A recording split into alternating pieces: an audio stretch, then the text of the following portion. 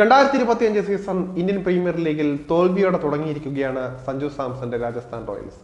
സീസണിൽ തോറ്റുകൊണ്ട് തുടങ്ങേണ്ടി വന്നത് രാജസ്ഥാന് സമ്മാനിക്കുന്ന നിരാശ ചെറുതൊന്നുമല്ല.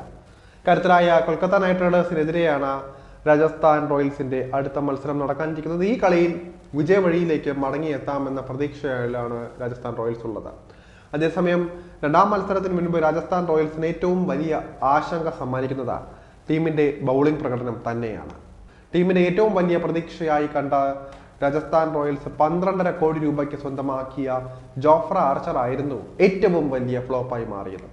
4 ഓവറുകളിൽ 76 റൺസാണ് താരം വിട്ടുകൊടുത്തത്. അഫ്ഗാൻ പേസറായ ഫസൽ ഹഖ് ഫാറൂഖിയും നിരാശപ്പെടുത്തി. 3 ഓവറുകൾ മാത്രം ഇറങ്ങിയ ആ താരം 49 റൺസും വിട്ടുകൊടുത്തു. ആർച്ചർക്കും ഫാറൂഖിക്കും വിക്കറ്റുകളൊന്നും ലഭിച്ചതുമില്ല. മഹീഷ തീക്ഷ്ണയായിരുന്നു ആദ്യ മത്സരത്തിൽ രാജസ്ഥാൻ റോയൽസിന്റെ സ്പെഷ്യലിസ്റ്റ് സ്പിന്നർ. 2 വിക്കറ്റുകൾ ലഭിച്ചെങ്കിലും 4 ഓവറുകളിൽ നിന്ന് 52 റൺസാണ് അദ്ദേഹം വിട്ടുകൊടുത്തത്.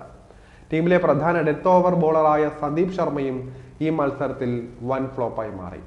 4 ഓവറിൽ നിന്ന് 51 റൺസാണ് താരം വിട്ടുകൊടുത്തത്. തുഷാർ ദേശ് പാണ്ഡെയാണ് ആദ്യ കളിയിൽ രാജസ്ഥാൻ റോയൽസിനായി അല്പമെങ്കിലും മെച്ചപ്പെട്ട പ്രകടനം കാഴ്ചവെച്ച താരം. 4 ഓവറുകളിൽ നിന്ന് 44 റൺസ് വഴങ്ങി 3 വിക്കറ്റുകൾ അദ്ദേഹം നേടിയിട്ടുണ്ട്.